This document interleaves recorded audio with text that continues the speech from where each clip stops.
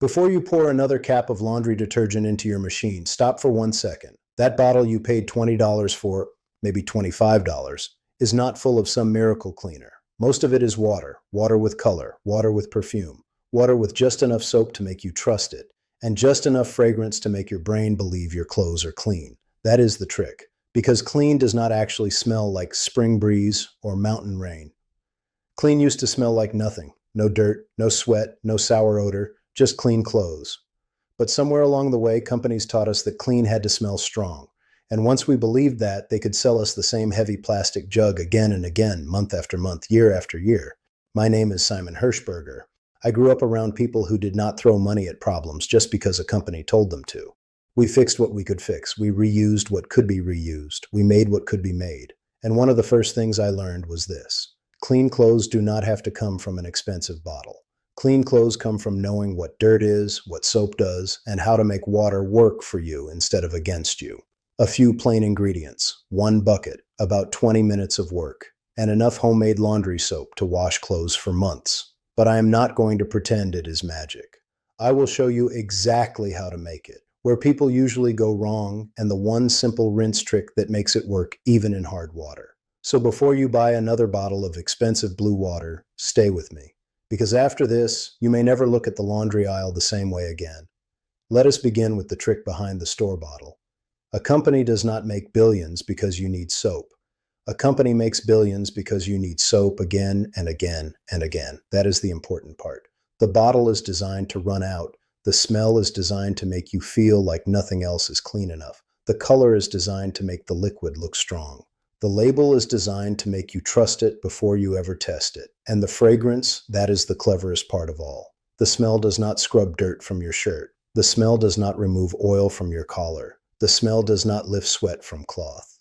But the smell tells your brain, this is clean. That is what they have trained people to believe. Pull a towel from the dryer, smell strong perfume, and your mind says clean. Pull out a towel that simply smells like nothing, and some people think something is missing. But nothing is dirty. Nothing is what clean used to smell like. Clean was never supposed to smell like a fake waterfall, a field of chemicals, or a spring morning invented in a factory. Clean meant the dirt was gone, the grease was gone, the sour smell was gone. That was enough. Somewhere along the way, we were taught that clean had to announce itself. And once we believed that, we became customers for life. Now, homemade laundry soap is not complicated. It only needs a few jobs done well. First, you need something that can loosen grease and body oils from fabric. That is the soap. Second, you need something that helps the water let go of minerals, because hard water makes cleaning harder. Third, you need something alkaline, because alkaline water helps dirt lift out of fibers. That is the whole foundation: soap, water softening, and alkalinity. The first ingredient is washing soda, not baking soda. Listen closely here, because people mix them up all the time. Baking soda is useful, but washing soda is stronger. Washing soda is sodium carbonate, and it has been used in laundry for generations. It raises the alkalinity of the water, and that helps break the hold of dirt, sweat, and grease. It is plain, cheap, and usually sitting low on the laundry shelf because nobody is spending millions advertising it to you. The second ingredient is borax. Borax helps with hard water. If your water has a lot of minerals in it, soap does not behave the way it should. The minerals grab at the soap and can leave residue behind. Clothes can feel dull. Towels can feel stiff. Whites can look tired. Borax helps tie up those minerals so the soap can do the work it came to do.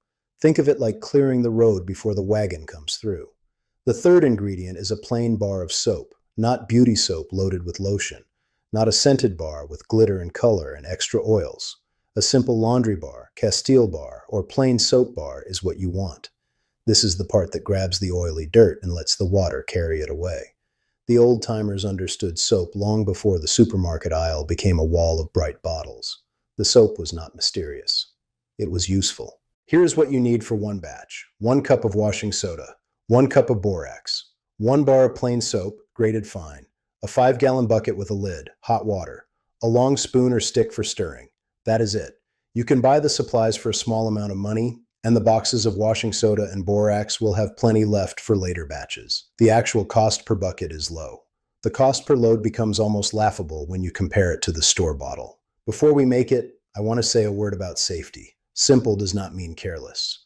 Washing soda and borax are useful, but they are still cleaning materials. Do not breathe the dust. Do not rub your eyes after handling them. Wear gloves if your skin is sensitive. Keep them away from children and pets. Borax especially should not be eaten. Treat it like you would treat any household cleaner. Useful in the right place, dangerous in the wrong one. Now take your soap bar and grate it. Use the small side of the grater if you can. The finer it is, the easier it melts. You want it like little flakes. Some people try to throw chunks into hot water and then wonder why they are standing at the stove forever.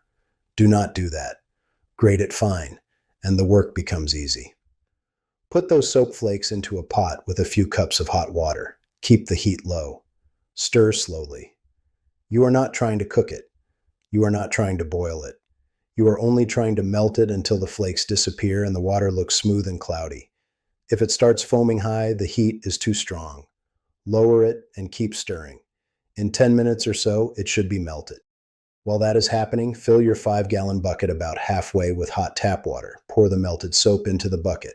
Add 1 cup of washing soda. Add 1 cup of borax. Stir slowly but thoroughly. Do not whip it like cake batter. You just want everything dissolved and mixed. Then fill the bucket the rest of the way with warm water. Stir again. Put the lid on and let it sit overnight. By morning, it will change. It may become a soft gel. It may look a little separated. It may be thicker on top and looser underneath. Do not panic. Homemade soap does not always look like store detergent because it is not filled with stabilizers to make it pretty. Stir it before you use it. That is normal. Pretty does not wash clothes. Useful washes clothes. For a regular top-loading machine, start with about half a cup per load. For a smaller load, use less.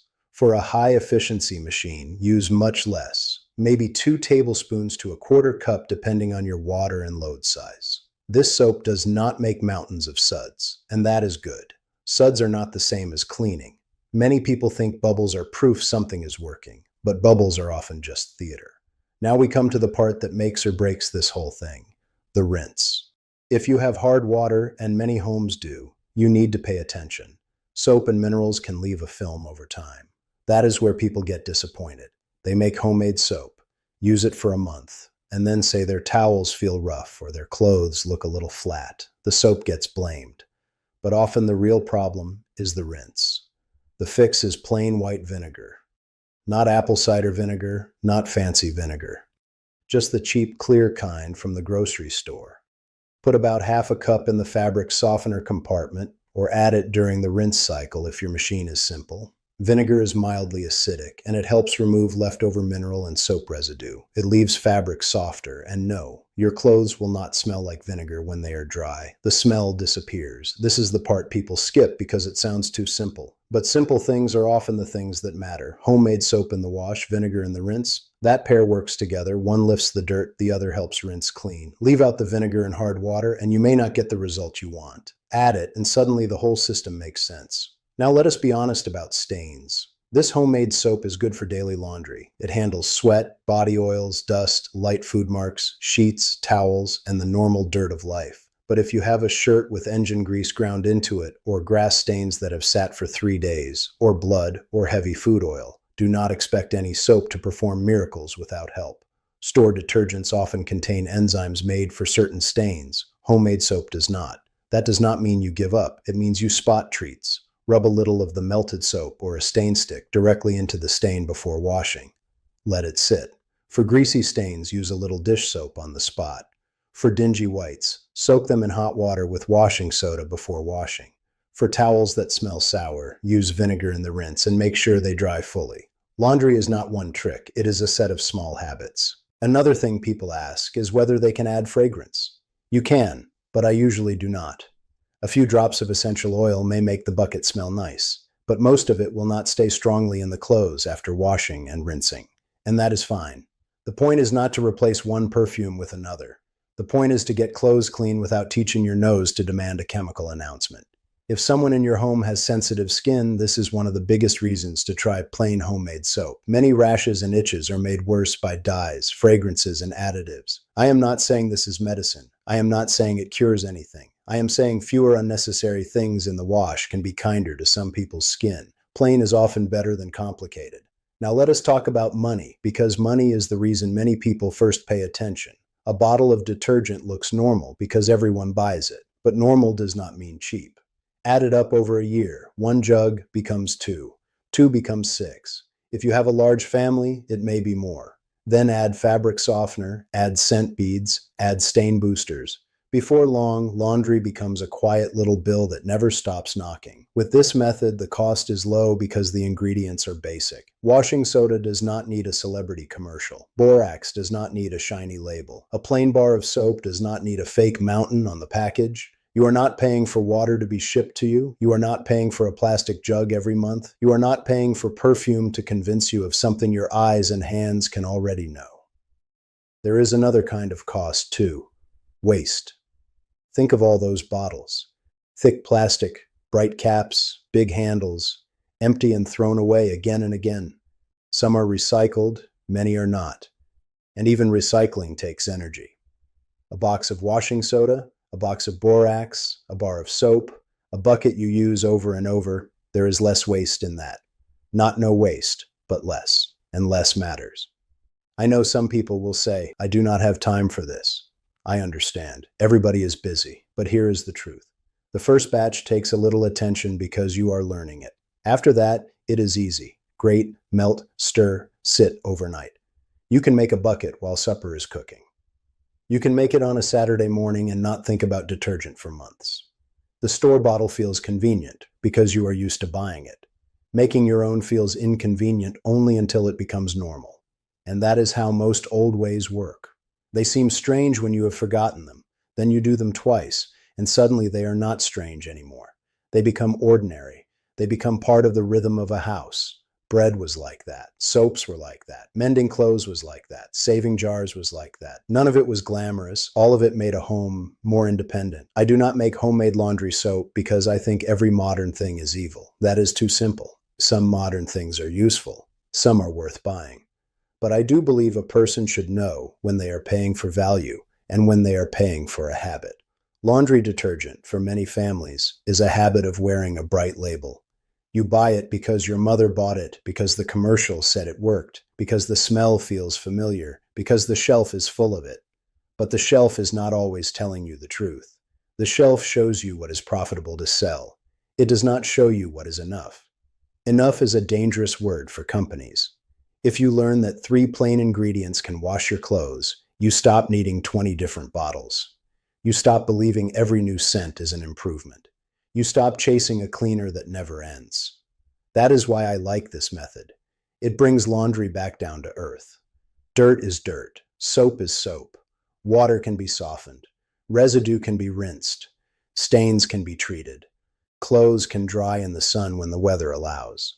None of that requires a promise printed in silver letters on a bottle.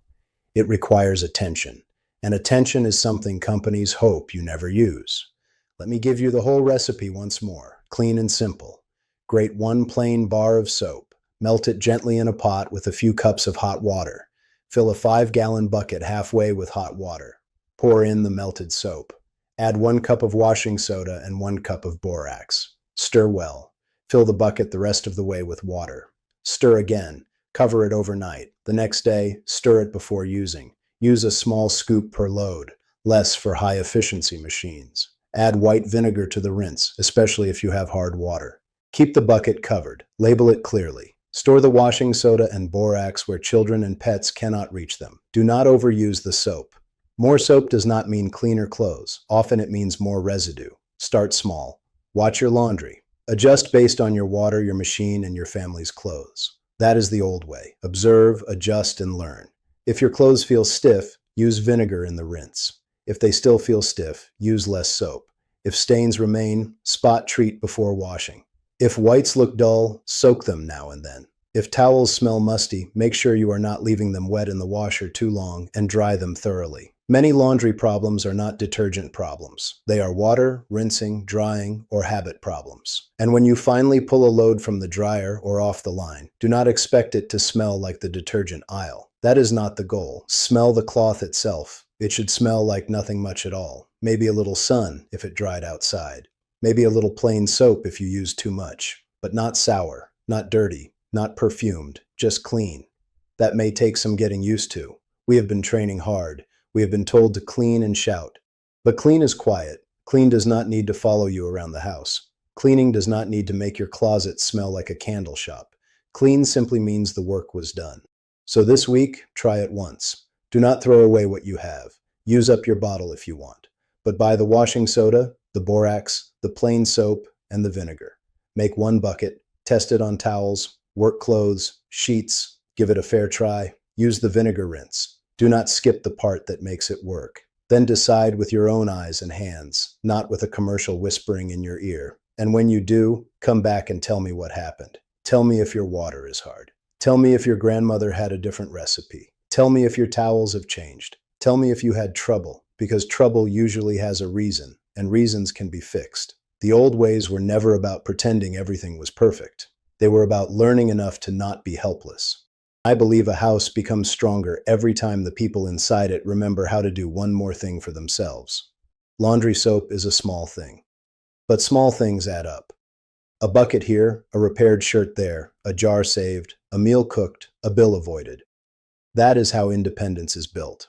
Not all at once, not with speeches, with habits. So the next time you stand in the laundry aisle and reach for another heavy jug, pause for a moment. Ask yourself what you are really buying. Cleaner clothes or scented water? A solution or a habit? Convenience or dependence? Then walk down to the low shelf where the plain boxes sit quietly, without bright colors or big promises. And remember this: clean was never supposed to be expensive. Cleaning was never supposed to be complicated. And clean was never supposed to belong to a company.